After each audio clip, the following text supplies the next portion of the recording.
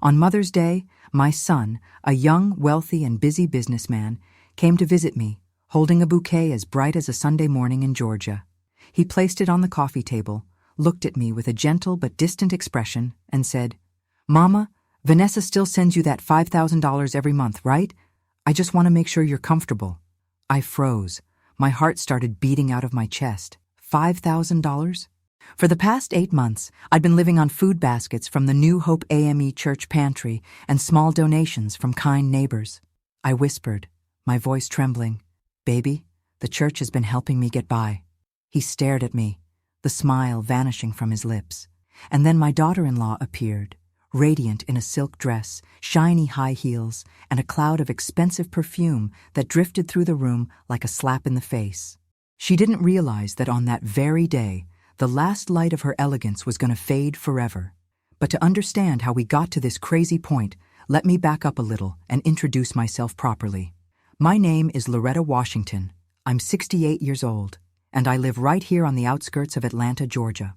This small, simple house was the place where my late husband Otis and I raised our only son, Jamal.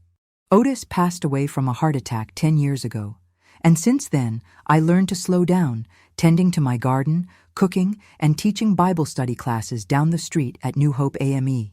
I didn't have much, but it was enough, until old age came knocking and everything started getting more expensive by the day.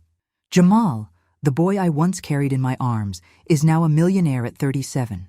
He owns a tech company, drives a brand new Tesla, and lives in a mansion in Buckhead where the property tax alone is probably more than I earned my entire life. I was proud of him. Of course I was. I raised that boy with these hands, believing he'd grow into a good, kind, and grateful man. So when he walked into my house that afternoon, sunlight spilling across his tired but handsome face, my heart warmed. Until he spoke. "Mama, Vanessa still sends you that $5,000 every month, right?" It felt like someone had sucked the air right out of the room. My heart pounded against my ribs, and my fingers clenched the corner of my old apron. I tried to smile, but my lips were dry as dust. $5,000, I repeated, my voice catching. "Son, the church is helping me survive." Jamal's eyes widened, his smile dissolving. He glanced toward the door just as she walked in. Vanessa, his wife, looking like $1,000,000 in a peach-colored silk dress and shimmering heels. That fancy floral perfume filled my small living room, overpowering the smell of the oxtail stew I had just put on low heat to welcome my son. Vanessa smiled lightly, a smile that could melt a room if it weren't so cold. "Oh, Mother Loretta, you must have forgotten," she said sweetly, her voice like honey over ice. "I stop by every month to bring the money, remember?" I looked at her calmly. "If you brought it, girl, then it must have gotten lost somewhere along the way, 'cause it never reached my hands," I said, barely above a whisper. The room fell silent. I could hear the ticking of the wall clock, the hum of cars outside, and the pounding of my own heart. Jamal looked between us, between the gray-haired mother in her apron and the glamorous wife in her designer dress, his brow furrowed. "Honey, you have been bringing the money, right? I transfer it to you every month." Vanessa tilted her head, her smile unwavering. "Of course, Jamal, I come here every month. Maybe Mother Loretta just forgot. You know, getting up there in age. The memory isn't what it used to be." The words were soft as feathers, but they landed on my heart like stone. Old age. I'd heard that phrase too many times since Otis died, from people who thought an old widow was nothing but a fading memory. But I knew my memory. I remembered every bill, every prayer, every face at church. And I knew without a shadow of a doubt that Vanessa hadn't given me a single red cent. I nodded slightly, choosing silence. Some battles aren't meant to be fought right away. They're meant to be observed. Jamal stood up, walked over, and placed a hand on my shoulder. "Mama, it's probably just a misunderstanding. I'll check the accounts. I just want you to live comfortably, without worry." I smiled faintly, but something inside me had awakened, a quiet storm of suspicion and resolve. I said nothing more, just cleared the table and placed a glass of iced tea in front of him. As Jamal sat down, Vanessa moved gracefully to his side, resting a possessive hand on his shoulder. Her gaze swept over me, cool, dismissive. the look of someone who believes money can buy integrity. After they left, the scent of Vanessa's perfume lingered in my living room. It was sweet, but aggressive, clashing with the smell of old wood and the beans cooking on the stove that had always been the scent of my home. I sat in my old velvet armchair, the one Otis bought me for our 10th anniversary, and felt the weight of those 8 months fall on me all at once. The silence in the house was deafening. My eyes wandered around the room, stopping on Otis's photo on the shelf. He was smiling, with that sparkle in his eyes I loved so much. I remembered the day he built the porch swing himself, hammering each board with a care only he had. Jamal was little, running around the yard with dirt on his knees. That day, Otis sat next to me on the swing, hugged me, and said, "Loretta, our boy is gonna fly high. We just gotta teach him never to forget the ground he came from." Well, Otis, I think your boy forgot. A drop of water dripped from the kitchen ceiling, a hollow, constant sound.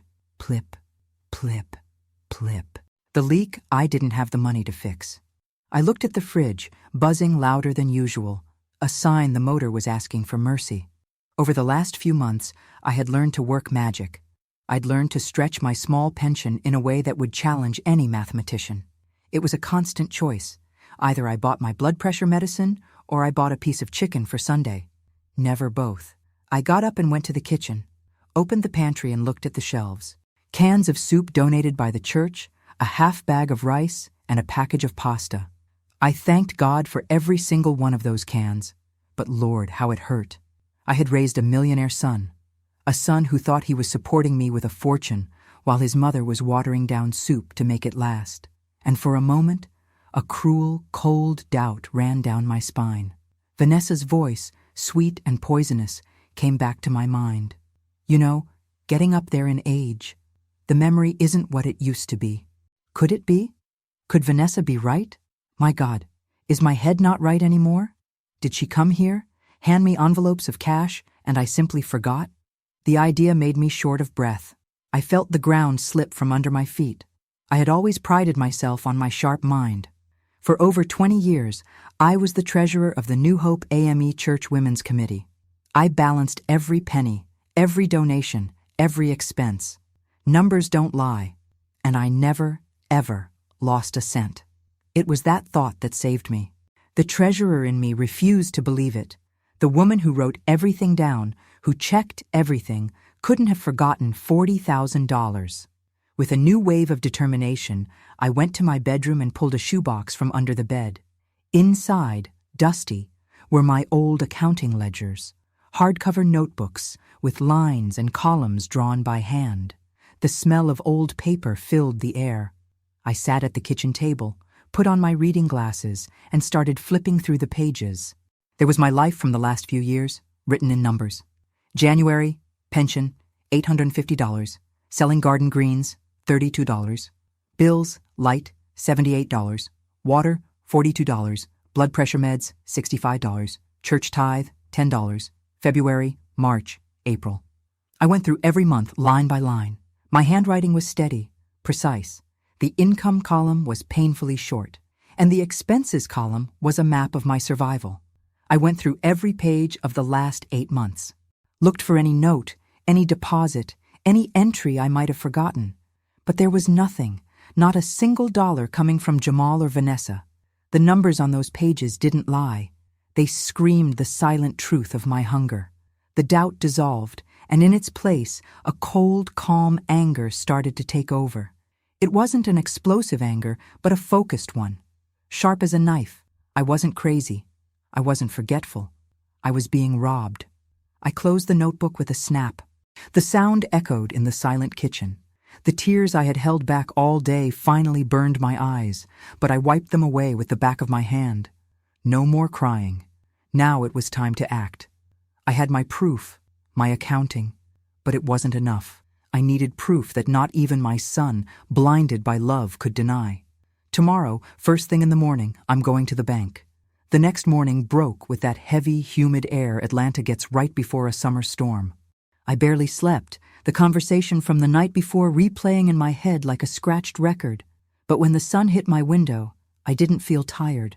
It was a cold clarity, an urgency that made my 68-year-old body move with an agility I didn't even remember I had. I put on my best church dress, a simple navy blue, fixed my hair, and grabbed my purse. I wasn't going to church, I was going to war. Peachtree Community Bank was about 10 blocks from my house. I decided to walk. Every step on the pavement was firm. I needed to feel the ground under my feet, needed to remind myself that I was still standing, that I was Loretta Washington, widow of Otis Washington, and not some senile old lady. The bank was freezing. The AC was on full blast, and the marble floor shined in a way that seemed to mock my old shoes. I went up to the counter. A young lady with a name tag that said Tiffany smiled at me. "Good morning, ma'am. How can I help you?" I pulled my old passbook out of my purse, more to have something to hold than out of necessity. My voice came out steady, steadier than I expected. "Good morning, baby. I'm Loretta Washington. I wanted to check if there have been any transfers from my son's account, Jamal Washington, to my account in the last few months." Tiffany smiled, helpful. "Of course, Mrs. Washington. What would the amount be?" $5,000 a month, I said, looking her right in the eye. For the last 8 months. Her smile faltered a little. $5,000 was a lot of money. She turned to the computer, her fingers flying over the keyboard. I waited. The only sound was the clicking keys and the muffled beat of my heart against my ribs. She frowned, clicked a few more times. The silence stretched. Finally, she turned back to me, her face full of polite confusion. "I'm sorry, Mrs. Washington. There's nothing. No transfers of $5,000 in in any of the last 12 months. I felt a punch in the gut. The air vanished. "Are you sure?" I whispered. "The name is Jamal Washington." "Yes, ma'am. I checked by name and also for any recurring deposits of that amount. There's nothing." She looked at the screen again, as if to make sure she wasn't wrong. "The only activity on your account, besides your pension deposits, was an interest payment of $1.35 back in February. $1.35. The sentence hung in the cold bank air. $1.35. That was the value of the comfort my son thought he was giving me. I felt my legs tremble, and I had to hold on to the marble counter so I wouldn't fall. On the outside, I just nodded. I kept the composure that a lifetime of Sundays at church had taught me. "Thank you, baby. You were very helpful." I turned and walked out of the bank, step by step, head held high. But as soon as the glass door closed behind me and the hot street air hit me, my strength left me. The sun seemed too bright, the city sounds too loud. Vanessa's lie wasn't just a lie. It was theft. It was an insult. It was her looking me in the eye and calling me crazy, old, useless, while she used my name and my son's love to fund her luxuries. The walk back home was a blur. When I walked in, the house was silent. The smell of yesterday's stew was still in the air, but now it smelled like a sad memory. I sat at the kitchen table and didn't move for almost an hour. The wall clock kept ticking, every second marking the time of a lie I had, unknowingly, allowed to grow. The sadness began to transform. It hardened, turned into something solid inside my chest. It turned into resolve. The tears didn't come. Instead, I got up, grabbed my purse, and left the house again. I went to the little stationery store on the corner. There, I bought a notebook, a brown leather notebook, simple but sturdy. No flowers, no frills, just blank pages waiting for a story. I went back home, made a cup of tea, and sat at the table again. Opened the notebook to the first page. The sheet was clean, flawless. I took the pen Otis gave me, a heavy black pen, and with handwriting that didn't shake anymore, I wrote the first line. It was a promise, a vow. It was my new prayer. If they lie, I note it down. That brown notebook became my Bible and my weapon. Weeks turned into months, and a quiet routine settled into my house. On the outside, I was the same Loretta as always, the widow tending her garden and going to church on Sundays. But inside, I was a hunter, and I was hunting for the truth. Vanessa kept up her visits. Every month, around the 15th, her car would appear on my street. Sometimes it was my son's Tesla. Other times, a brand new silver Lexus that shined so bright under the Georgia sun, it hurt your eyes. She always arrived smiling, bringing some little thing. A cake bought from the most expensive bakery in Buckhead, a jar of imported jam, some scented candles. Pretty things, but soulless. Gifts to soothe a conscience, not to warm a heart. And me, I played my part. The part she wrote for me herself, the forgetful old lady. "Oh, Mother Loretta, you're looking great today," she'd say, walking into my living room. "I sure am, baby, praise God," I'd reply, smiling with my lips but not my eyes. "And you, did you bring that envelope for me today?" She'd pause, put on a little act, place her hand on her forehead, like she was struggling to remember. "Oh my gosh, in the rush, I left it in my purse, inside the car. Silly me. But don't worry, Mother Loretta. Next month, I'll bring this month's and next month's all together. It's even better for you, right?" "Of course, baby. Whatever you say," I'd say, voice mild. But as soon as the door closed, I went straight to my table, opened the brown notebook, and with my black pen, I wrote, June 14th. Vanessa came. Said she left the envelope in the car. Promised to bring double next month. The cake she brought was from Henry's Bakery. Noted. July 12th. Called. Said she couldn't come because of a charity meeting. Heard restaurant music in the background. Noted. August 22nd. Showed up with a bunch of lavender. Said stress wasn't good for memory, insinuating again that I'm forgetful. When I asked about the money, she said the bank must be at fault. Got nervous and left early. Noted.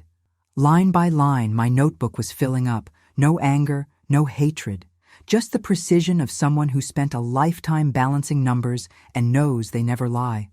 I was building a castle of facts, brick by brick, and every lie she told was another brick in my construction. One afternoon in September, she arrived driving that silver Lexus. It had temporary plates, brand spanking new. She stepped out looking like a movie star. I was on the porch, drinking iced tea. "Nice car, Vanessa," I commented as she walked up the steps. "Must have cost a fortune." She shrugged with a little arrogant giggle. "Oh, not really, Mother Loretta. Just an upgrade. My boutique work requires a professional image, you know?" "Sure," I said calmly. "A new car for work and old envelopes that keep getting left in the car. Funny thing." Her face stiffened for half a second before she forced another smile. "Oh, Mother Loretta, don't you trust me anymore? Next time I'll bring the bank receipt." I didn't answer, just kept sipping my tea. The silence on the porch was tense. She stood up, pretending to check her watch. "I gotta run. Client meeting." And she hurried off. That night, I wrote in my notebook, "New Lexus, temp tags."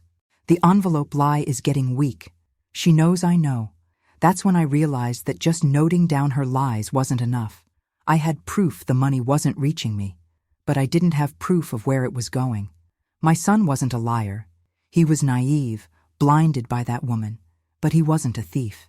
He was convinced the money was being sent. So, where was the leak? The next day, my heart was pounding when I picked up the phone. I couldn't call Jamal. He'd tell her, and the house of cards she built would collapse too soon. I needed to be smarter. I went to the post office down the street where there was still a payphone. Didn't want to use the home phone. Not when I suspected even the walls might have ears. I dialed Jamal's company number. When the receptionist answered, I used my sweetest, slightly shaky voice. "Hello, baby. This is Loretta Washington, Jamal's mother. I'd like to speak to someone in accounting. It's a personal matter, you know, mother stuff." After a short hold, a middle-aged woman answered. "This is Sandra Miller, accounting. Mrs. Washington, how can I help you?" I took a deep breath, keeping my voice steady. "Thank you, Sandra. I just need to confirm a little something. My son told me the company debits $5,000 every month from his personal account to send to me. I just wanted to know if that's correct, if the transfers are going out okay." There was a pause on the other end. Then Sandra spoke, voice a bit hesitant. "Mrs. Washington, I can't disclose personal financial details, but yes, I confirm. The automated transfer of $5,000 goes out every 15th. She paused again. "But that's strange. The beneficiary name is yours, Loretta Washington, but the account number is different from what we have on your dependent file. I assumed you had opened a new account." A cold shiver ran down my spine. Sandra's voice continued, but I could barely hear. A new account? In my name? I repeated, voice failing. That's right. The system registered it as yours, but the account number is different. Opened about 8 months ago. I forced myself to speak. Thank you, Sandra. That was all I needed to know. I hung up and stood motionless in the phone booth, hand still on the receiver. My heart, which was racing before, now seemed to have stopped. It wasn't just theft. It was fraud. Someone had opened a fake account in my name, and there was only one person close enough to my son and my documents to pull something like that off. Vanessa. The crime was much bigger, much dirtier, and much more calculated than I ever imagined. The walk back from the post office felt like it lasted forever. The Atlanta sun beat down on the asphalt, but I felt a cold inside, a cold that came from the soul. Vanessa hadn't just lied. She had stolen my name. She had turned me into a ghost in my own financial rights, using my identity to siphon the money my son, my only son, intended for my care. That night, I couldn't eat, made a cup of peppermint tea, and sat at the kitchen table under the warm yellow light. The house was so quiet, I could hear the crickets singing outside. I opened the brown notebook and wrote, with a steady hand, every detail of the conversation with Sandra. Fraudulent bank account in my name. Opened 8 months ago. Money diverted. I rested the pen on the paper and closed my eyes. I felt my Otis's presence so strong, like he was sitting in the chair across from me. What do I do, Otis? I whispered to the silence. How do I tell our boy the woman he loves is a thief? I could almost hear his deep voice answering me. Loretta, truth is like bitter medicine. Nobody likes taking it, but it's what cures you. I knew he was right, but how to prove it?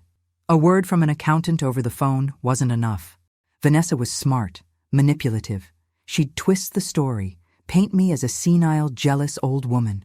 I needed something concrete, something she couldn't deny. 3 days passed, 3 days of silent anguish, waiting, praying for a sign. And the sign came in the form of a firm knock on my door on a Thursday morning.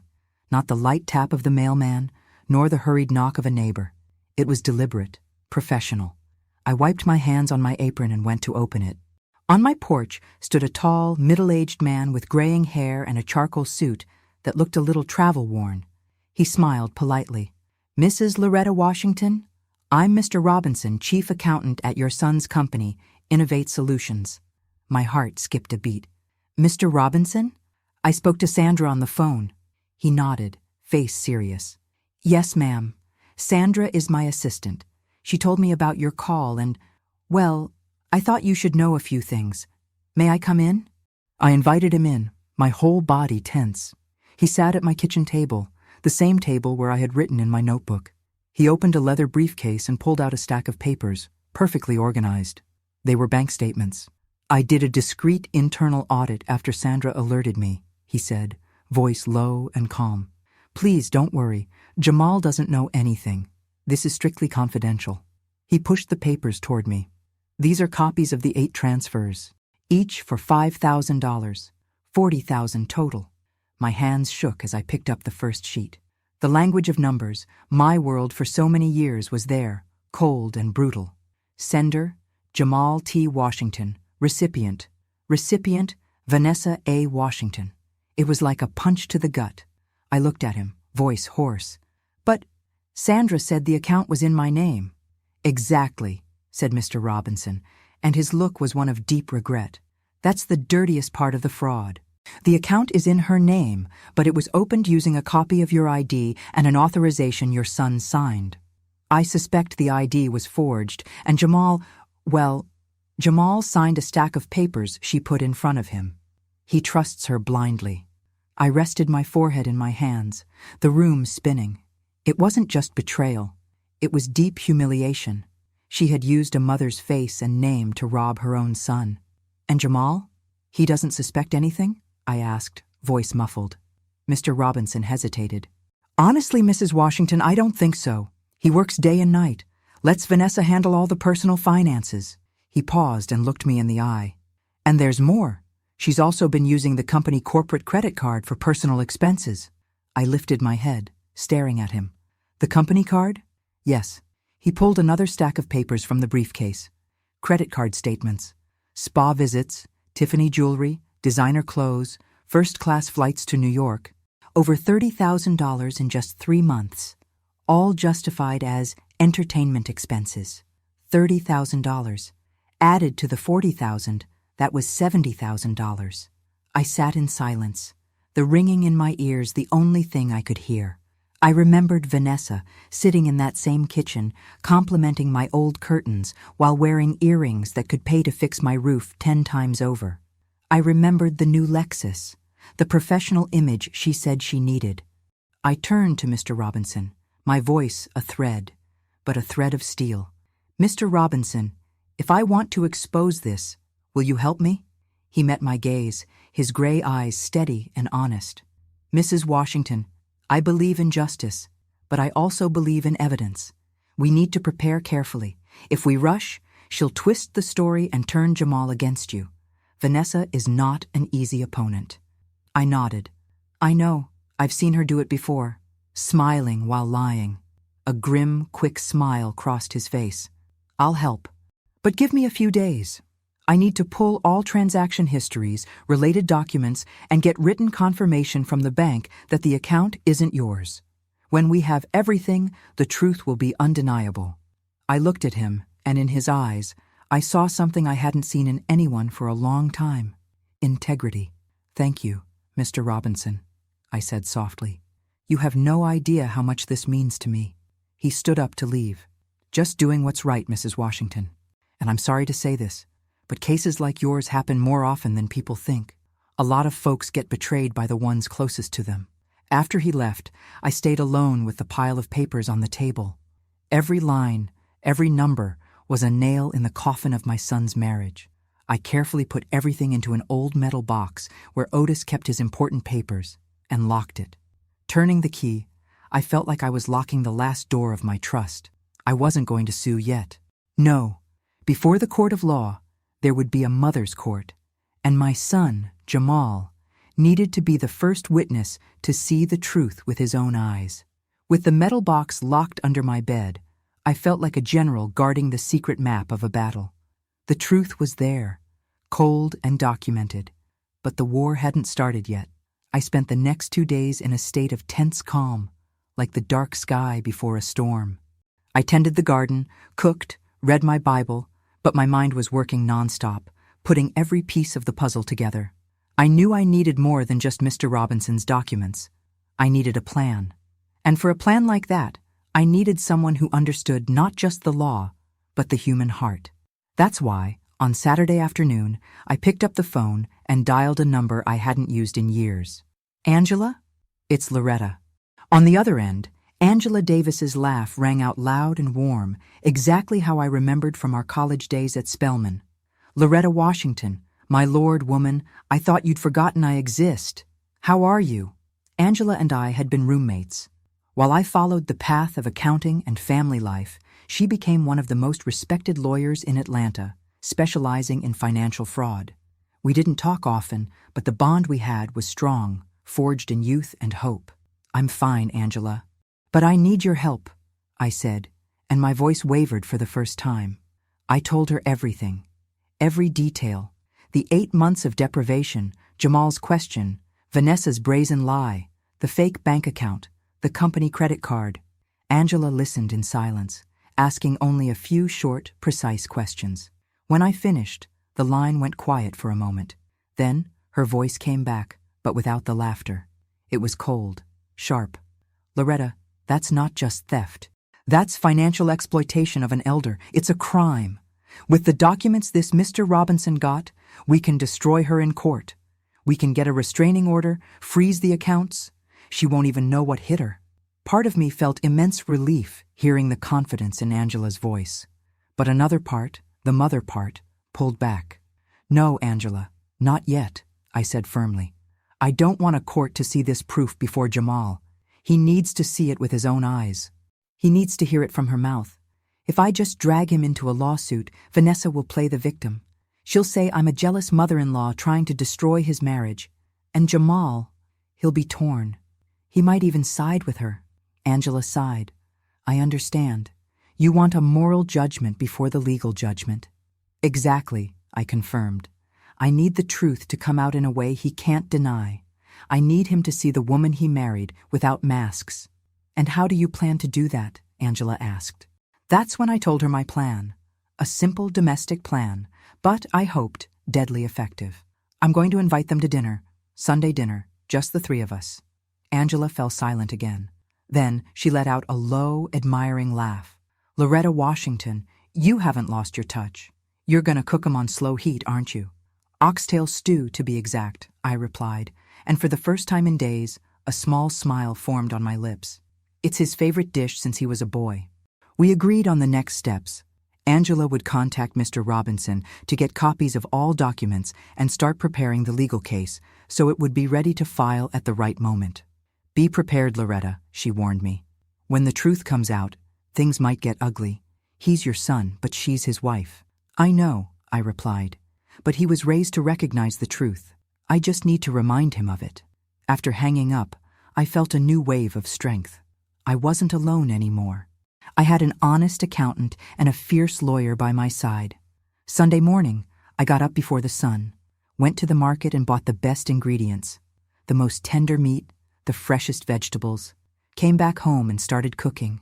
The ritual of making oxtail stew was almost sacred. Every spice, every cut, every hour the meat spent in the pot, releasing that rich, deep smell, was a step in my plan. While the house filled with the aroma Jamal loved so much, I set the table. White tablecloth, the good china I only used on special occasions, the silverware I inherited from my mother. Everything was perfect. A setting of love and normality. A stage. In the afternoon, when everything was almost ready, I picked up the phone. My heart was beating a little faster. Jamal? It's Mama. His voice on the other end was warm, but tired. Mama. Sorry, I've been swamped. Vanessa said she's been visiting you, right? I smiled, keeping my tone light, sweet. Yes, son. Vanessa is very thoughtful. I took a deep breath. I'm thinking of inviting you both to dinner next Sunday. It's been a while since we had a decent meal together, made that oxtail stew you like. His reaction was immediate and happy. Oxtail? Mama, of course. We'll be there. What time? 6 o'clock, I said. I'll be waiting. When I hung up, I looked at my kitchen, at the pot on the stove, at the set table. Everything looked so normal. But I knew that invitation wasn't an invitation to dinner. It was a subpoena. And next Sunday, at that very table, the truth would finally be served. Sunday arrived bringing a clear sky and a golden sun that poured light through my kitchen window. I spent the whole morning on final preparations, not out of nervousness, but out of method. Every mashed potato, every washed lettuce leaf, every slice of peach cobbler arranged on the platter was a calculated gesture to create an atmosphere of absolute normality. I wanted them to walk into my house and smell Jamal's childhood, the comfort of home, so Vanessa's guard would be completely down. She needed to feel safe on her pedestal of lies for the fall to be greater. At 6 o'clock sharp, I heard the smooth hum of the silver Lexus pulling up in front of the house. I took one last deep breath, smoothed my dress, and went to open the door with my most serene smile. Vanessa stepped out first, flawless as always, a jade green silk dress, hair in an elegant bun, and a string of pearls shining discreetly at her neck. Jamal came right behind, carrying a bouquet of white lilies. Mama, you look great, he said, giving me a tight hug. That smell. I missed this. Made it for you, baby. Just like old times, I replied, rubbing his back. Vanessa smiled, that polished smile that never reached her eyes. Oh, how cozy. You always make dinner feel so special, Mother Loretta. Yes, I said softly, closing the door. Tonight will be very special. I poured some wine for them and a glass of my iced tea with mint for myself. We talked about small things. The weather, my lavender garden, the new neighbors down the street. Everything flowed with a rehearsed lightness. I let the room warm up, let her relax and feel in control. Vanessa talked about her boutique, about a business trip she and Jamal were taking to California, about how his work left him exhausted. She painted herself as the dedicated, supportive wife, the pillar holding up my son's empire. And Jamal just nodded along, looking at her with an admiration that broke my heart. When I served the main course, the steaming oxtail with butter beans and rice, Jamal's face lit up. "Mama, nobody in the world makes oxtail like yours." "Enjoy, son," I said, sitting down. We waited a few minutes, the only sound the clinking of silverware on plates. It was time. I looked at them and smiled, the sweetest, most grateful smile I could fake.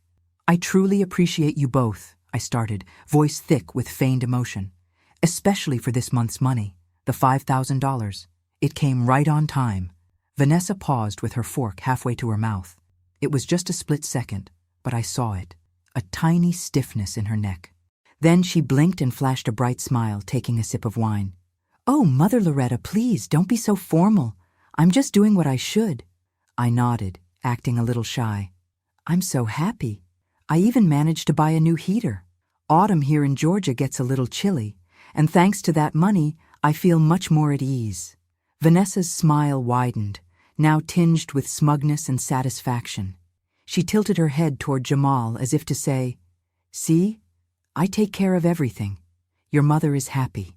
I watched her slowly, and then, in the most casual tone in the world, as if the question had just popped into my head, I said, "Oh, Vanessa, just out of curiosity, what day of the month do you usually send the money, sugar?" She didn't brace herself, didn't have time to think. The question was so harmless, so routine. She answered instantly like a reflex. "On the 10th, Mother Loretta, every 10th." I nodded slightly. But before I could say anything else, Jamal spoke up, brow furrowed a bit, confused.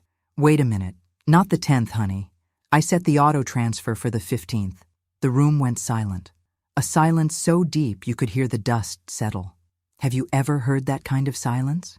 It's the sound of a liar stepping right into the trap she set for herself. The faint clink of a knife on a plate sounded like thunder. They looked at each other. Vanessa's smile froze. She blinked a few times, trying to recover. "Really?" she said with a forced laugh that sounded shrill. "Oh, I must have gotten confused. Thought you said the 10th.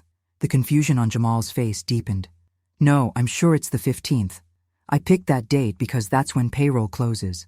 The room sank into a cold stillness. I smiled gently and set down my fork. "Oh, wonderful. Then I'll go to the bank on the 15th to check. Just to make sure the system isn't acting up. You know how these banks are." Vanessa gave a brittle laugh, trying to hide her unease. "Oh, Mother Loretta, you're so careful. Don't worry, I've been sending it regularly." Jamal nodded, but his eyes had changed. Blind admiration had given way to a tiny crack of doubt. He turned to his wife, about to say something, but she quickly changed the subject, talking about his work, the weather, anything to dig herself out of that hole. I stayed quiet, watching them both. Inside me, there was a clean, perfect calm. The calm of someone who knows they set the exact right trap, in the exact right place.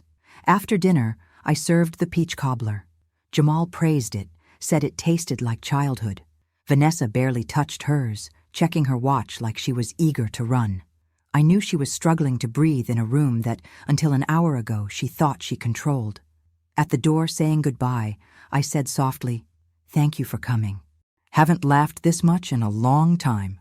And then, the final blow. "Remember, I'll check the account on the 15th, just to make sure the bank system isn't acting up." Vanessa forced a smile. "Yes, Mother Loretta, I'm sure there won't be any problem." Jamal kissed my cheek, his eyes kind as always, but I saw something new there, a thin line of mistrust that wasn't there before. When the Lexus pulled away, I stood in the doorway, watching the taillights fade into the darkness. The night wind rattled the wooden door. I closed it softly. What I felt wasn't triumph, it was release. The seed was planted. Now, just had to wait for it to sprout. The days following that Sunday dinner were the longest of my life. I felt like I was holding my breath, waiting for the world to turn until the 15th. The seed of doubt had been planted in Jamal's mind, and now I needed to water it with undeniable truth. Monday morning, the first thing I did was go straight to my small office, a corner in the kitchen where I kept an old computer. The screen's light illuminated my Otis's photo. His gentle smile seemed to give me a silent push. I opened my email and wrote to the only two people I trusted now. To Mr. Robinson, I typed. She fell into the trap, contradicted herself about the transfer date right in front of Jamal. He's suspicious. Please, prepare a concise summary of all transactions, including the corporate card ones. I need something he can read in 5 minutes that leaves no room for doubt. To Angela Davis, my lawyer, the message was more direct. Angela, the foundation has cracked. It's time to get ready to bring the house down. She lied about the date. I believe Jamal will start asking questions. I want the lawsuit ready to file as soon as I give the signal. Let's not give her time to invent a new story. Replies came within hours. Robinson confirmed he'd condensed the file. Angela assured me the initial petition was drafted, just waiting for final exhibits. Everything was moving, silent and precise, like the gears of a clock. Meanwhile, I needed the final element of my plan, the stage. On Wednesday, I went to New Hope AME Church, not for service, but to talk to Pastor Franklin. I found him in his office, a small room full of books and the smell of strong coffee. Pastor Franklin had known me since I was a young wife. He baptized Jamal, officiated Otis's funeral, and saw me grow old in that same congregation. I sat in the chair across from him and, with a calm voice, told him the truth. Not the whole story, not the sordid details of the fraud, but the essential. I told him I was going through a serious family difficulty, that I needed to reveal a painful truth to my son, and I couldn't do it alone. Pastor, I said, looking at my hands clasped in my lap, I need a pretext, a neutral place but with moral weight, so Jamal and his wife come without suspicion. I was thinking, a small charity dinner here at the church. Pastor Franklin listened with that patience only men of God have. He didn't judge me, didn't ask prying questions, just looked at me over his glasses and, after a long silence, gave a sad smile. Loretta, sometimes the Lord doesn't need thunder to reveal sin. He only needs the small light of truth, lit at the right time. He placed his hand over mine. You shall have your dinner. Tell me the day and time. I will issue the invitation myself. Say it's a small gathering to raise funds for our senior assistance program. I'll say I'd be honored by the presence of your son, a successful businessman in our community. A wave of gratitude washed over me. Thank you, Pastor. I just want Jamal to see that light. Not for revenge, but so he stops walking in the dark. With the stage set, all that was left was to wait. The days dragged. On Friday, Mr. Robinson emailed me the summary. It was just 5 pages. The first, a clear list of the 8 transfers of $5,000 to Vanessa's account. The others, a shocking summary of corporate card expenses. A Cartier watch for $8,000, a luxury spa weekend in Napa Valley for $4,500, designer bags. The sum was stomach-turning. I printed everything on quality paper and put it inside a large beige envelope. On the front, in my best handwriting, I wrote, Donation documents, New Hope, Senior Assistance Fund. Saturday night, the eve of judgment, I couldn't sleep. I sat on the porch, looking at the dark Atlanta sky. The air was still, muggy. A storm was brewing in the distance. I talked to Otis in my thoughts, like I did every night. Tomorrow, Otis, I whispered to the stars. Tomorrow our boy is finally going to wake up. It's going to hurt. My Lord, how it's going to hurt. But it's necessary. Ask God to give me strength, my love. Ask him not to let me falter when I see the pain in our son's eyes. The wind started to blow, shaking the leaves of the old magnolia tree in the yard. I knew the calm was about to end. The next day wouldn't bring just a dinner. It would bring a reckoning. And I, Loretta Washington, the mother everyone thought was frail and forgetful, would be the judge. The phone rang Sunday morning. It was Pastor Franklin. Loretta, they confirmed. They'll be here at 7. Thank you, Pastor, I replied, voice steady. I'll be there too. I hung up. The storm was coming. The community hall at New Hope AME Church never looked so solemn to me. The folding wooden tables were covered with simple white cloths, and Pastor Franklin had placed small flower arrangements from the church garden on each one. The smell was candle wax and fresh coffee. I arrived early, heart beating in a steady, heavy rhythm. The beige envelope was in my purse, cold to the touch. I wasn't nervous. I was at peace. The peace that comes when you know you're doing the right thing, no matter how painful. At 7 o'clock sharp, they arrived. Jamal wore a dark suit, looking tired, with deep circles under his eyes that weren't there last week. He'd lost weight. The seed of doubt had taken his appetite and his sleep. Vanessa, beside him, was the picture of forced perfection. She wore a pale pink dress, a sweet smile plastered on her face, but her eyes moved quickly around the room, trying to assess the situation. She clearly didn't want to be there. "Mama," Jamal greeted me with a quick, almost formal hug. "Pastor Franklin, thank you for the invite."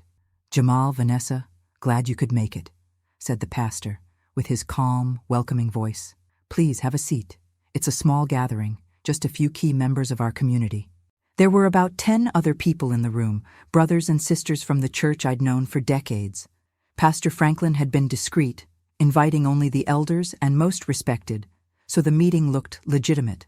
We sat at the head table. The pastor, me, Jamal, and Vanessa. She looked around with an air of thinly veiled superiority. "Ah, so this really is a charity dinner," she said, voice syrupy. "Mother Loretta, I thought you were joking." I smiled gently. "No, baby. It's a dinner to talk about trust, giving, and honesty." The words made Vanessa stiffen for an instant. She reached for her water glass, fingers a little too tense. Jamal remained silent, looking lost. Pastor Franklin started the meeting, talking about the importance of caring for our elders. He spoke about dignity, about respect. Every word seemed handpicked to set the stage. While he spoke, I discreetly pulled the beige envelope from my purse and placed it on the table between my plate and Jamal's. When the pastor finished his speech, he turned to me. "Sister Loretta, I know this is a very important subject to you. Would you like to say a few words about the documents you brought?" All eyes turned to me. Vanessa looked at me, a glint of alarm starting to rise in her gaze. Jamal finally lifted his head, brow furrowed in confusion. I pushed the envelope to the center of the table. "Actually, Pastor," I began, voice clear and firm, echoing in the silent hall. "I think my son, Jamal, should take a look at these documents first." Jamal looked at me, confused. "Documents? Mama, what's this about?" "These are the donations to the Senior Assistance Fund from the last 8 months, son," I said, opening the envelope and spreading the 5 sheets of paper in front of him.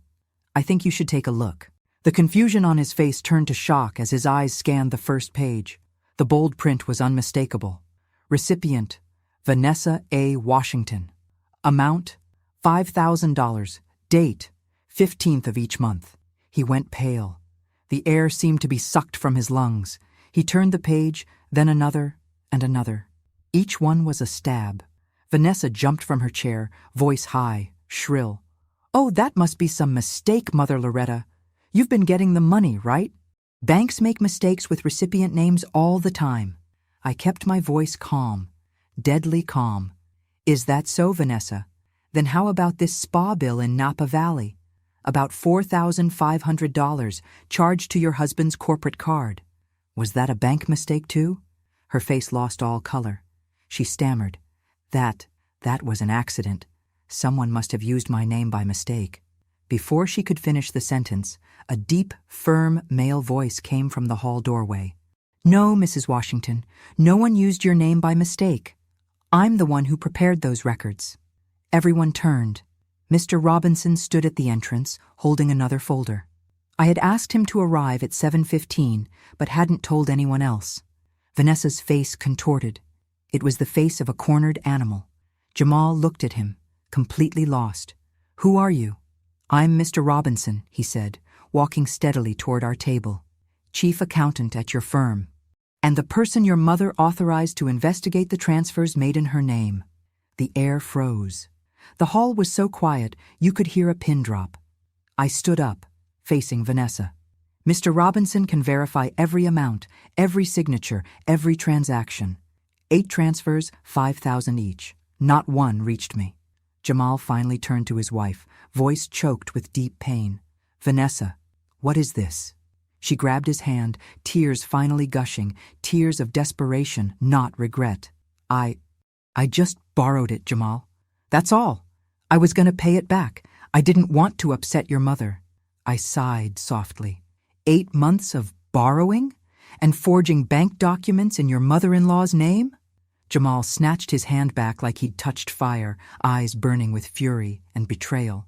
"What did you do to my mother?" he shouted, voice shaking, echoing through the hall. "I sent that money so she could live comfortably, and you used it for cars, spas, vacations, and lied to my face." "You don't understand. She started. "Enough!" Jamal slammed his palm on the table. The sound was like a gunshot. The water glasses shook. The hall plunged into silence again. Only Vanessa's ragged breathing and my own pounding heart could be heard. Pastor Franklin, who had sat quietly the whole time, folded his hands and spoke in a low, resonant tone. Sometimes God doesn't need to punish the guilty. He just lets them see their true reflection in the mirror. I sat back down and looked at Vanessa, voice calm. "You know, I didn't need that money. What I needed was respect. And you took that not just from me, but from your husband, too. Mother Loretta, I'm sorry."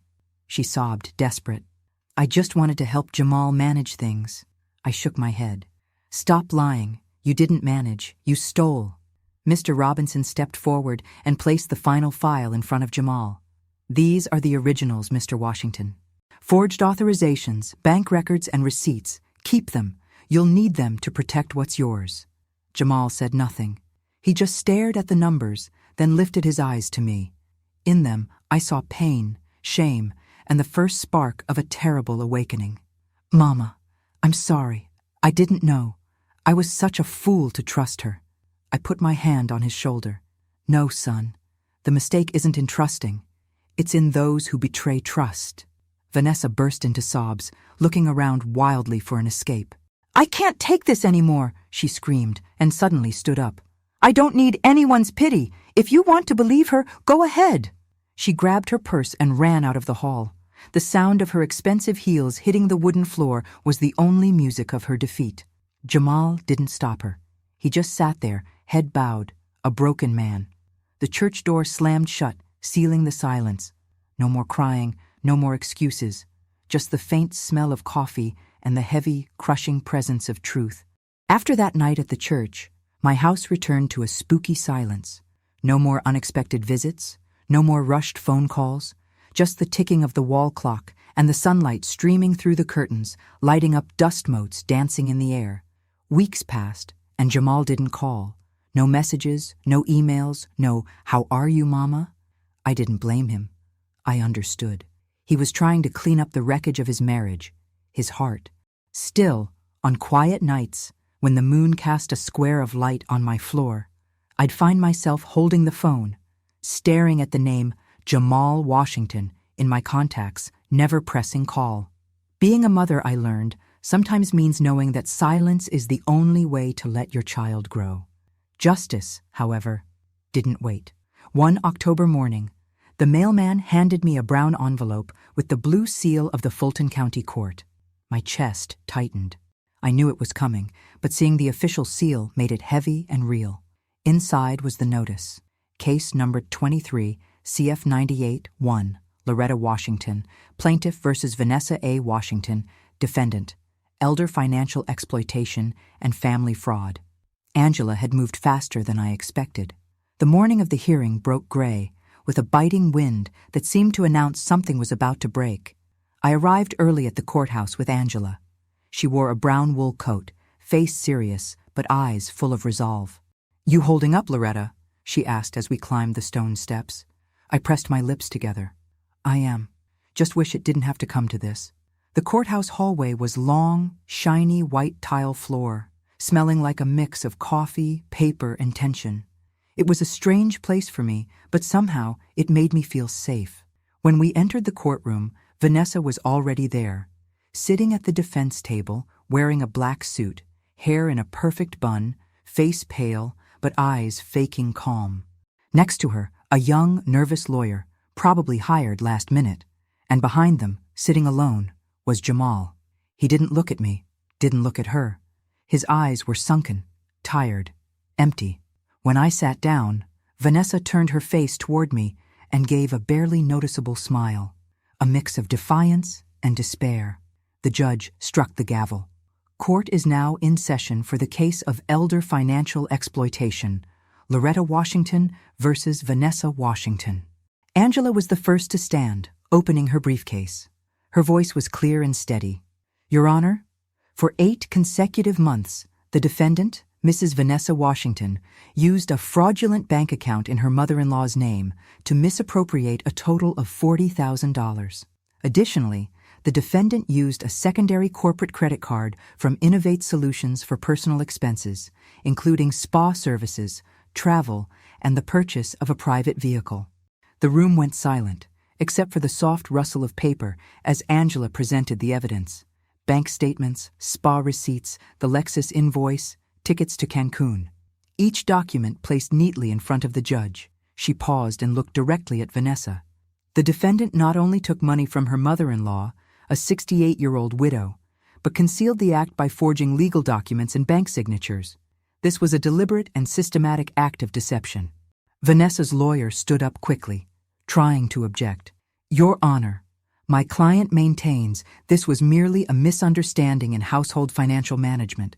Mrs. Loretta Washington is elderly and may have forgotten about the transfers. I felt my blood boil. The audacity, the cruelty. Vanessa lowered her head, feigning fragility, and then looked at the judge, voice trembling. Your Honor, my mother-in-law has been forgetful lately. I brought her the cash many times, but she doesn't remember. I never meant to hurt anyone. Maybe she just misunderstood. Her words cut my chest like a knife.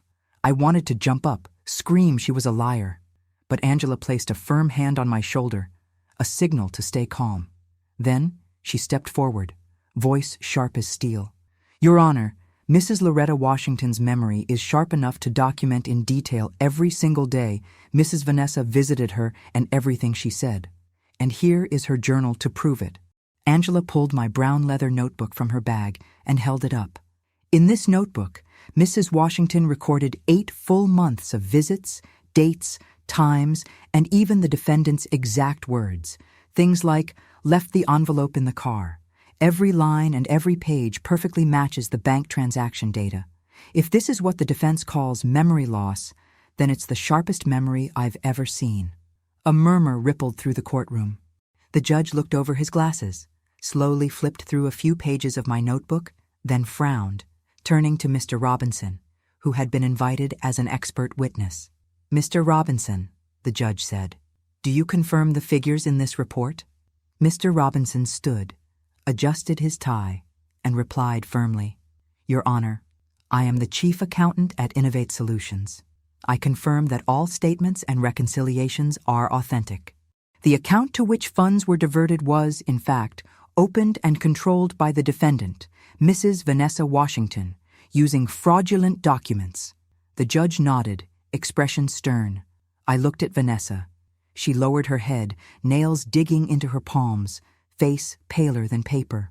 Angela continued, Your Honor, under the Georgia Elder Protection Act, the defendant's conduct constitutes elder financial exploitation and marital financial fraud. We request that the court order the defendant to return the full amount, including interest and court fees, and prohibit her from managing or accessing any financial accounts belonging to Mr. Jamal Washington for the next 5 years. No one spoke. The only sound was the ticking of the wall clock, marking the seconds of Vanessa's defeat. The judge lifted his head, cleared his throat, and his voice, firm and final, was ready to seal the fate of everyone in that room. The judge adjusted his glasses on the tip of his nose, looked at the papers one last time, and then looked up, staring straight at Vanessa. The silence in the courtroom was so dense it seemed to have weight. After reviewing all documents, testimonies, and evidence presented, he began, voice resonating with the cold authority of the law. This court finds overwhelming evidence of deliberate financial exploitation. I held my breath. Beside me, Angela remained motionless, expression neutral. The judge continued, It is hereby ordered that the defendant, Mrs. Vanessa A. Washington, shall repay the full amount of $40,000 to the plaintiff, Mrs. Loretta Washington, plus legal interest. Additionally, the defendant is hereby stripped of all rights to access or manage any financial accounts owned by her husband, Mr. Jamal T. Washington, for a period of 5 years. The defendant must also complete a mandatory 6-month financial rehabilitation program. He paused, his hard look on Vanessa. This court is adjourned. The gavel struck 3 times. The sound was dry, final, like a steel door closing. Vanessa sank into her chair, body wilting. I saw her trying to keep her composure, but tears started streaming down her pale face. Tears of humiliation, not remorse. She turned to Jamal, voice a trembling, desperate whisper. "Jamal, you have to believe me. I didn't mean to." Jamal said nothing. He just looked at her with those empty eyes, devoid of any emotion, like he was looking at a stranger. Then he turned and walked out of the courtroom without looking back. That gesture, that simple turning of his back, broke my heart. I didn't feel joy, didn't feel triumph, just a dull ache, because to reclaim my justice, I had to watch my son lose his marriage. I, who once dreamed Jamal would be happy with someone who loved and cared for him in a warm home, now saw that dream unraveling, buried between the pages of a court file. Angela put a hand on my shoulder, voice gentle. "You did the right thing, Loretta. You didn't just protect yourself. You saved your son." I nodded, but my lips couldn't form a smile. Justice, I realized in that moment, is a double-edged sword. It cuts the chains of deceit, but it also severs the fragile threads of family. When I left the courthouse, the gray Atlanta sky had finally let go. Rain was falling, heavy and cold, splashing on the stone steps. I stood under the awning, looking at the water washing the city. I felt lighter inside. There was no applause, no celebration, just the quiet peace of someone who had walked the full circle of justice. "Jamal," I whispered softly, as if speaking to the rain itself. "I don't know if you can forgive me for this, but at least I held on to the one thing I couldn't afford to lose. The truth." 2 weeks later, I got a call from Angela. Her voice was different, lower. "Loretta, I need to tell you something." "What is it, Angela?" I asked, heart already bracing itself. "Vanessa, she disappeared." "Disappeared? What do you mean?" "She cleaned out the joint account she still had with Jamal before the court order fully processed, took what was left, and according to Mr. Robinson's sources, she fled the country. Apparently with an ex-boyfriend she knew before she even married Jamal." I closed my eyes. No anger, no surprise, just a quiet sadness settling in, like the light rain falling outside. Vanessa wasn't just a thief. She was a predator. She had planned it all from the start. The marriage to my rich son, the life of luxury, and finally, the escape. Jamal wasn't the love of her life. He was the con of her life. "And Jamal?" I asked, voice weak. "He's devastated, Loretta. He lost almost everything. The business is at risk. He's drowning in debt she left behind. He's not doing well." That night, my son's pain hit me full force. I had won the battle, but the war had left my boy in ruins. Justice had been served, but at what cost? His silence over the last few weeks wasn't anger at me. It was shame. It was the pain of a man realizing his whole life was a well-dressed lie. The house felt emptier than ever. The court victory rang hollow. I had my money back, my dignity restored. But my son was lost in a storm that I, in a way, helped create. I looked at the phone, at his name on the screen. This time, my finger hovered over the call button. He wouldn't answer. He wasn't ready, but I needed him to know. I typed a short, simple message with trembling fingers. "Son, no matter the storm, your mother's house will always have the door open, and the porch light will always be on for you." Sent. And waited. The answer didn't come that night, nor the next week. But on a rainy, dark night weeks later, when the whole city seemed to be crying, I heard knocks on my door. Hesitant, almost desperate knocks. My heart knew who it was before I even opened it. The storm had finally brought my son back home. The rain beat hard against the windows, every gust of wind sounding like a wail. The sound of the storm outside was an echo of the mess that had settled in our family. And then, those knocks. Soft but insistent, loaded with the chill of the night. My heart gave a jolt. I walked to the door, hand shaking a little as I turned the lock. The door creaked open. The wind rushed in, bringing a spray of cold rain that soaked the hem of my robe. And there, standing in the downpour, was Jamal. He was soaked, hair plastered to his forehead, eyes red and exhausted, expensive shirt wrinkled and stuck to his body. In that instant, time froze. The boy I held in my arms, the one I taught to tie his shoes, now stood before me, shivering like a lost child in the rain. "Mama," his voice cracked, a sound broken by the rain and pain. "Mama, I'm sorry. I was so stupid." Before I could answer, he stepped inside and collapsed to his knees on my entry rug, soaking everything. A ragged sob escaped him, raw, unguarded. He buried his face in his hands, shoulders shaking violently. And me. I just stood there looking at my son. The man who thought he understood everything, who built an empire, now crumbling in the same house where he was raised to value honesty above all else. I knelt beside him, feeling the cold from the wooden floor through my robe. I put my hand on his shoulder and said, voice soft as balm, "Jamal, get up, son. Everybody stumbles. Forgiveness isn't forgetting. It's saving yourself." He lifted his head. Tears mixed with the rain streaming down his face. "I don't deserve your forgiveness. I doubted you, let her manipulate me, stayed silent while you suffered. Mama, I lost everything." I shook my head gently and guided him to the sofa, grabbing a towel to dry his hair, like I used to do when he was little and came home wet from playing in the rain.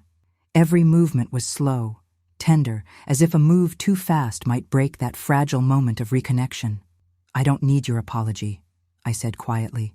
"I just need you to remember that truth never arrives late. It only waits until we're brave enough to face it."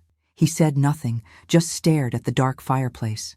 Outside, rain beat against the window, like the belated heartbeat of a soul finally waking up. After a long pause, Jamal whispered, as if afraid of his own words, "Vanessa's gone, Mama." I stopped drying his hair. He continued, "She drained the savings account, took what was left from the company cash, and disappeared. They say she ran off with a man she knew before we even got married." I closed my eyes. No anger, no surprise, just a silent sadness settling in, like the rain that had already accepted the end of the storm. Jamal's voice trembled. I tried calling, texting, looked everywhere, but she vanished. She only left one note, said, "You trusted the wrong person." I took his hand, which was cold, and held it firm. "No, son," I said. "You just realized the truth too late. But even when trust is broken, it's still what separates us from those who deceive." He rested his head on my shoulder, like a child who finally found his way home. I felt his breath, uneven but real. Then came another soft sob. "I lost everything, Mama. My career, my money, my dignity." I stroked his hair, voice calm. "No, my son. What you found tonight is far greater. The heart that knows how to admit its mistakes." The rain lasted until almost midnight. I brewed him a cup of ginger tea while he sat curled up by the fireplace, which I had lit. The steam rose, mixing with the scent of burning wood, filling the room with warmth. "I don't understand how you can stay so calm after everything," he said quietly. I smiled faintly. "Because I know justice isn't about making someone pay. It's about restoring balance. See, Vanessa reaped exactly what she sowed." He nodded, staring at the dancing flames. "I only have you left now, Mama." "No," I replied. "You still have yourself. And what you choose to do from this moment on will decide if you truly stand again." He was silent for a while, then suddenly said, "Mama, can I help with your foundation? I want to do something meaningful. Maybe start this weekend." I looked at him. His eyes were sincere. So sincere I had to fight the swell of emotion rising in my chest. That money, the $40,000, was already in my hands. The restitution money had arrived the week before, but I still didn't know what to do with it. It felt like dirty money, stained by lies. "Are you sure, son?" I asked. "I am, Mama. I don't want to live the way I used to anymore. I want to relearn how to use money to heal instead of hurt." The idea was born in that moment, clear and powerful. The money wasn't dirty. It was a new beginning. "Then come on Saturday," I said, and the decision formed in my mind. "Pastor Franklin will be happy to see you, and I have an idea for that money." That money, which was the source of my pain, would become the source of hope for others. And my son, who lost himself chasing wealth, would find his redemption in the act of giving. The storm outside was passing, and inside my small house, a new morning was about to begin. 1 year later, spring bloomed in Georgia. The lavender I planted on the porch flourished, and the morning sky was that soft shade of blue, like silk. I was making my tea when the phone rang. It was a call from Austin. A cheerful woman's voice came through on the other end. "Mrs. Loretta Washington, congratulations. You've been selected as Georgia's Woman of the Year. The council honors those who have contributed to social justice and seniors' rights. We'd love for you to speak at next week's ceremony." I froze for a moment, not out of pride, but disbelief. A year ago, I was a 68-year-old widow living on church aid. Now, they called me a symbol of peaceful justice. Life, it seems, always finds a way to turn around when you keep believing in the truth. The ceremony was held in the city courthouse's grand hall, the same building where cold justice had been served. I chose a light blue dress, simple, like the life I lived now. No glamour, no pretense. When I stepped onto the stage, applause filled the room. In the crowd, I saw Jamal in the second row. He wore a white shirt, and his eyes shone with a pride I hadn't seen since he was a boy. The host smiled. "Mrs. Loretta Washington, founder of the Grace Hands Foundation, a woman who turned personal pain into a force for justice, helping dozens of seniors reclaim their dignity." I walked to the wooden podium, hands shaking a little, but voice steady. "Thank you," I began. "But today I'm not telling my story. I'm telling the story of an unnamed mother who was deceived by her own daughter-in-law, who lost not just her money, but her trust." The hall went silent. Faces young and old, men and women, all leaned in. I used to think that when someone betrays you, the best revenge is silence, but I learned something different. When someone steals your trust, reclaim it with truth. No shouting, no hatred, just truth. Because truth holds a power no punishment ever will. Applause erupted, long and heartfelt. I paused, taking a deep breath. In the front row, I saw Jamal wiping his eyes. The look on his face almost broke me, not out of pity, but because I knew he finally understood. When I spoke again, my voice softened, warm and low, like a message for everyone who'd ever been broken by betrayal. Justice isn't just what happens in a courtroom. It begins the moment you find the courage to say, enough. Even when the one who wronged you is someone you love. That is the bravest act any mother, any father, or any human being can do. After the ceremony, there were photos, handshakes, bouquets. I don't remember all the faces, but I remember the feeling of deep peace. No bitterness, no resentment, just quiet fulfillment. As I stepped outside, a light rain began to fall. Georgia skies always knew how to remind me that even in the rain, there's light. I stood under the awning, watching the drops glimmer under the streetlights, my heart lighter than ever. Jamal came up beside me, draping his jacket over my shoulders. "Mama," he said softly, "I've never seen you shine like this." I smiled, holding his hand. "It's not because of the award, son. It's because you're here, like old times. Only now you truly understand what honesty means." He smiled back, eyes still misty. "I do, Mama, and I promise I'll live by it." I looked up at the sky. The rain still fell, but it didn't feel cold anymore. Inside me a small light rose, the light of faith, of freedom, of new beginnings. Today, 3 years later, I live a quiet life here in Atlanta. The Grace Hands Foundation has grown. Jamal runs it with a dedication that fills me with pride. He didn't get his fortune back, but he found a wealth money can't buy. As for Vanessa, last I heard she was arrested in Florida for a similar scam. She lost everything she tried to steal from me and, in the end, reaped the loneliness and dishonesty she sowed. I learned that the family you're born into isn't always the one that sustains you, but the family you build with truth and respect is the strongest of all. And sometimes, a mother's greatest victory isn't protecting her child from the world, but teaching him to get back up after the world knocks him down. And you, what would you do in my place? Do you think I did the right thing? Write in the comments what city you're listening from. And if you liked my story, please leave a like on the video so I can keep bringing more stories like this. Thank you for the love. On the screen, You'll see other stories I'm sure you'll like. Click there to watch. Oh, and don't forget to subscribe. Until the next story.